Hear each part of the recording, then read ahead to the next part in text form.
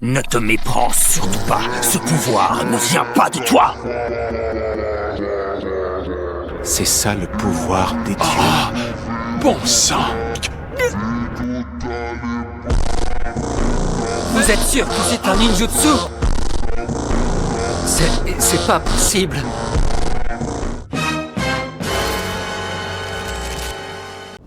Là, on est à l'épisode 322 de Naruto Shippuden et Madara vient tout juste d'être ressuscité. Le mec débarque avec les 2 Rinnegan activés et direct, il décide de faire tomber 2 météorites sur l'Alliance Ninja. Ça, c'est l'une des capacités qu'offre le Rinnegan. Un œil capable de maîtriser la gravité, de ramener les morts à la vie, d'anéantir un village en une seule attaque et de piller la réalité à la volonté d'un seul homme. Ce pouvoir-là, ce n'est pas un simple jutsu, c'est l'œil des dieux.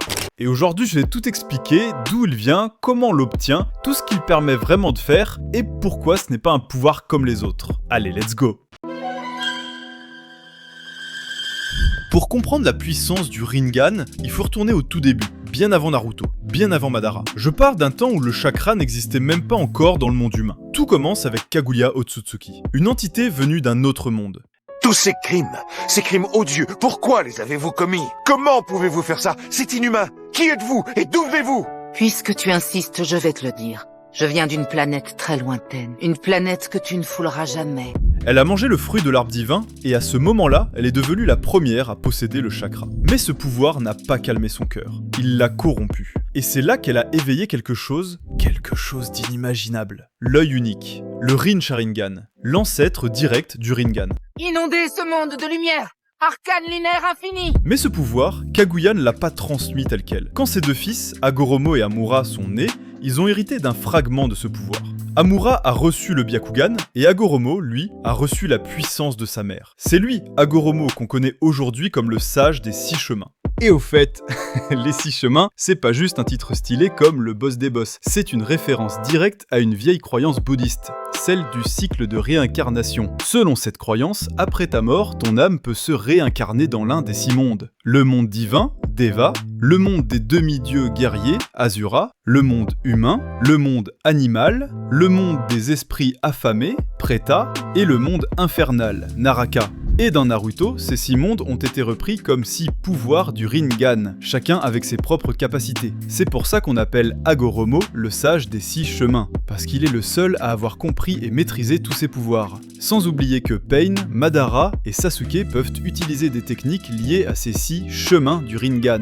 Comment donc obtenir le Rinnegan ? Si on prend le cas d'Hagoromo par exemple, il est le premier véritable détenteur du Rinnegan. Alors la question évidente qu'on devrait se poser, c'est pourquoi sa mère n'a jamais éveillé le Rinnegan. Pourtant elle était la première à avoir goûté aux fruits du Shinju.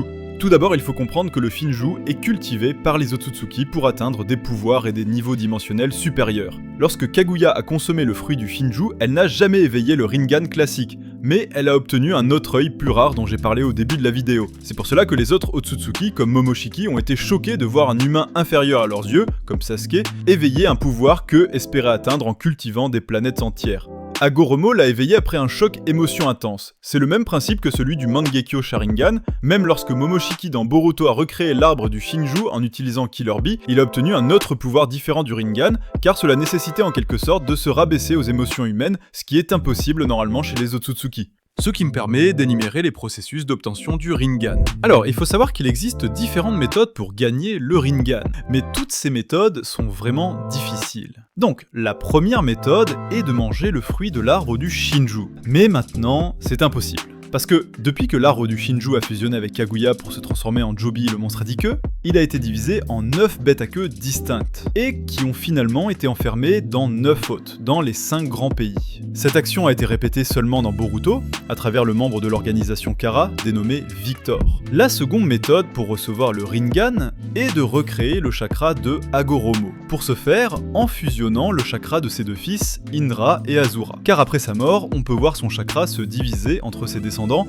jusqu'à la génération de Naruto et Sasuke. Il convient de noter que les résultats ne seront pas immédiats à travers cette méthode, puisque quand Madara Uchiwa a fait cela, en combinant son chakra et celui de Hashirama Senju, il a fallu des décennies pour que son Rinnegan puisse s'éveiller. La troisième méthode pour recevoir le Rinnegan est de recevoir directement du chakra du Rikudo lui-même. Et pour ce faire, on voit Sasuke et Naruto dans l'épisode 421 recevoir du chakra de Rikudo. Ça suffit, père, normalement! Je ne comprends rien à ce que tu me racontes depuis tout à l'heure! Ferme! J'en peux plus de tes discours à rallonge là tout de suite! Maintenant, j'ai autre chose à faire que de taper la discute avec un vieux taré! Sasuke l'a subitement éveillé juste après cette rencontre, alors que Naruto non, tout simplement parce que le Rinnegan est un dojutsu, que seuls ceux qui possèdent le chakra d'Indra et d'Azura combiné, une prédisposition génétique au Sharingan, peuvent l'éveiller naturellement. Sasuke avait déjà le Mangekyo Sharingan éternel, lorsqu'il reçoit le pouvoir d'Agoromo, le chakra d'Azura se mêle au sien, recréant la fusion Indra plus Azura. Résultat, le Rinnegan apparaît naturellement dans son œil gauche. Naruto, de son côté, est le réincarné d'Azura. Il reçoit le chakra d'Agoromo, donc une part d'Indra aussi, mais il n'a pas de Sharingan. Et comme le Rinnegan est une évolution du Sharingan, il est génétiquement incapable de l'éveiller. La quatrième méthode pour acquérir le Rinnegan est la greffe oculaire.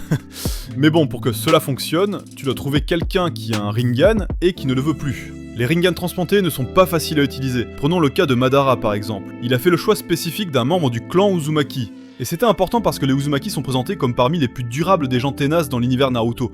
Ils ont une grande quantité élevée de chakra en réserve, et ce n'était pas une coïncidence non plus. Madara voulait s'assurer que la personne héritant son Rinnegan devait avoir assez de chakra pour l'utiliser suffisamment. Ceci est soutenu en outre par le fait que Obito lui-même a dit qu'il ne pouvait pas physiquement gérer la puissance de deux Rinnegan. En conséquence, il a été forcé de cacher l'un d'eux. Eh oui, utiliser les Rinnegan transplantés n'est pas une chose facile. Jusqu'à maintenant, on a vu comment on obtient le Rinnegan. Mais qu'est-ce qu'il fait vraiment, au-delà des super techniques? Le premier truc simple, c'est la capacité de voir les chakras. Il y a aussi la capacité de prédire les mouvements grâce à la perception surhumaine. Par exemple, quand Sasuke utilise son Rinnegan, il peut voir la trajectoire d'une attaque avant qu'elle arrive, et réagir en conséquence. Ton heure est venue, Madara. De toute évidence, ils ont percé le secret des limbes. Le Rinnegan aussi te permet de créer des récepteurs pour transférer le chakra et contrôler les gens.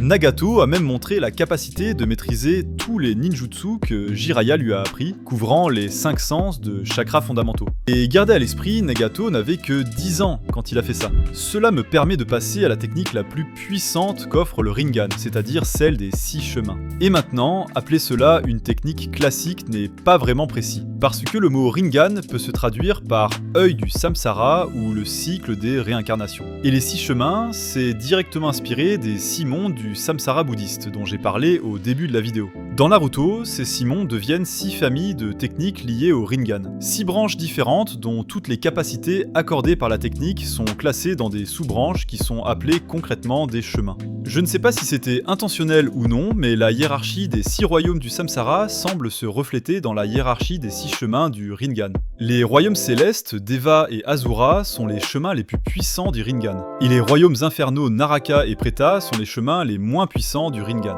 Prenons par exemple le cas du royaume Naraka. Il offre par exemple à son utilisateur la capacité d'invoquer le roi de l'enfer. Et avec le roi d'enfer, l'invocateur peut interroger les autres et restaurer les blessures. Comme la plupart des aspects du Rinnegan, influencé fortement par la mythologie orientale, Naraka est à peu près l'équivalent hindou de l'enfer. Et à Naraka réside un charmant du nom de Yama, c'est-à-dire le roi de l'enfer ou le seigneur de la justice. Les gens sont amenés devant lui pour expliquer leurs péchés, pour qu'ils puissent penser à une punition appropriée pour eux. Maintenant, si la personne amenée devant Yama lui ment, alors il lui arrachera la langue comme une forme de punition. C'est à peu près exactement ce que fait le roi de l'enfer dans l'anime. On note aussi qu'il a également la capacité de guérir toutes les blessures d'un corps. Maintenant prenons le cas du royaume Preta. Il offre à son utilisateur la capacité d'absorber le chakra et toute forme de ninjutsu. En conséquence, il est souvent utilisé pour la défense à longue portée. Dans le bouddhisme, le royaume Preta est composé de créatures humanoïdes qui souffrent d'une perpétuelle sensation de faim et de soif, qu'ils ne pourront jamais satisfaire. Si nous prenons par exemple le cas du royaume humain, il permet à son utilisateur de lire dans les pensées et arracher l'âme d'une personne en la tuant. Le chemin du monde animal, quant à lui, permet à son utilisateur de faire les invocations massives. Dans Naruto, nous pouvons le voir avec les invocations des cerbères, un oiseau géant, un caméléon et un rhinocéros géant, etc. De plus, les animaux invoqués semblaient complètement immortels. Oh, regardez, les 3 qu'on vient d'éliminer sont encore là et bien vivants, comment est-ce possible? Les 2 derniers invoqués ont dû les ressusciter avec je ne sais quelle technique. Ces adversaires n'en finissent pas de nous surprendre. L'utilisateur du chemin des animaux peut voir à travers les yeux de toutes les créatures qu'il invoque, ce qui rend presque impossible d'attaquer l'invocateur depuis un angle mort. Le chemin des animaux est probablement le plus direct en matière de référence au concept du samsara, comme dans le bouddhisme. Les animaux qui servent les humains étaient condamnés à se réincarner à nouveau en animaux, ce qui représente parfaitement leur immortalité. Quant au royaume Asura, il permet à son utilisateur de germer 4 bras, 2 faces, des armes supplémentaires et des missiles. Le chemin Asura s'inspire à la fois du bouddhisme et de l'hindouisme. Par exemple, son apparence armée à 3 têtes est une référence à une représentation courante d'Asura dans le bouddhisme et l'hindouisme. Parmi les 6 chemins, celui qui est incontestablement le plus puissant est celui du royaume Deva, Kira Tensei, Bansho Tenin et Shibaku Tensei. Shinra Tensei est la manifestation de la capacité du Rinnegan à manipuler force répulsive à une vague de force omnidirectionnelle, tout en repoussant les choses avec une portée et une puissance variable liées à la quantité de chakras versés. La portée exacte de cette technique n'est pas connue. On peut voir Nagato utiliser cette technique pour détruire Konoha en un seul coup. Le seul inconvénient de Shinra Tensei est que les utilisateurs doivent attendre au moins 5 secondes entre les utilisations afin qu'ils ne puissent pas être utilisés à plusieurs reprises. Cette technique reste un atout indispensable pour l'attaque et la défense. La capacité suivante, Shibaku Tensei, est de loin la capacité la plus puissante accordée par le Rinnegan. Comme Bansho Tenin, il utilise la capacité du Rinnegan à contrôler les forces attrayantes, mais à une échelle complètement différente. La technique permet à l'utilisateur de créer une sphère de gravité noire qu'il peut libérer dans l'air librement et qui va attirer tout ce qui sera à proximité, à l'exception de l'utilisateur de la technique lui-même. Les personnages qui ont utilisé toutes les techniques liées aux 6 chemins ont montré leur capacité à créer plus d'une sphère de gravité à la fois. On peut voir Madara l'utiliser lorsqu'il s'est battu contre l'Alliance, on peut aussi voir Sasuke aussi l'utiliser pour sceller les démons à queue. Et il faut noter que Nagato a également montré la capacité d'utiliser la télékinésie à travers le chemin du rayon de Deva, d'une manière distincte de Shinra Tensei et Bansho Tenin par exemple. Il a réussi à soulever Hinata du sol avant de la jeter dans le but de la tuer. Nagato est donc le personnage détaillé qui a utilisé le Rinnegan dans toutes ses formes dans l'anime. Il y a un même 7ème chemin que les utilisateurs du Rinnegan ont accès, qui se nomme le chemin extérieur. Avec ce chemin extérieur, les porteurs du Rinnegan peuvent invoquer la statue Gedo, créer des récepteurs noirs pour contrôler jusqu'à 6 corps différents en même temps. On peut voir Nagato utiliser cette technique pour contrôler jusqu'à 6 cadavres à la fois, et répartir les pouvoirs liés aux 6 chemins entre les différents corps. Contrairement à Obito qui, de son côté, a empêché les autres qu'il a contrôlés d'avoir accès aux 6 chemins, mais de conserver leurs propres pouvoirs. Les utilisateurs du chemin extérieur peuvent également accéder au samsara de la vie céleste. Une technique redoutable, capable de ramener à la vie une ou plusieurs personnes. Mais attention, cette capacité est radicalement différente de l'Edo Tensei. Son prix, la vie du porteur de Rinnegan. C'est pourquoi elle est rarement utilisée, tout comme certaines techniques du Mangekyo Sharingan. Le Rinnegan semble également offrir à chaque utilisateur des capacités uniques et personnalisées. Prenons l'exemple de Madara. Il pouvait projeter ses clones dans le monde invisible des limbes. Les attaques de ses clones, elles ressemblaient à des actes de force surnaturels, et ce n'est que lorsque Naruto et Sasuke ont reçu le chakra de Rikudo qu'ils ont compris que ces attaques venaient du Rinnegan. Du côté de Sasuke, son Rinnegan, marqué par les Tomoe, lui permet d'échanger sa position avec celle d'un objet dans son champ de vision. Quant à Momoshiki, son Rinnegan lui permettait d'absorber tout ninjutsu d'une main pour ensuite le relâcher à travers l'autre paume amplifiée. Enfin, Kaguya. Contrairement à ce qu'on pourrait croire, elle ne possédait pas le Rinnegan, comme je l'ai expliqué au début de la vidéo. En revanche, grâce à son Rin Sharingan sur le front, elle pouvait déchaîner des techniques surpuissantes comme le Tsukuyomi infini.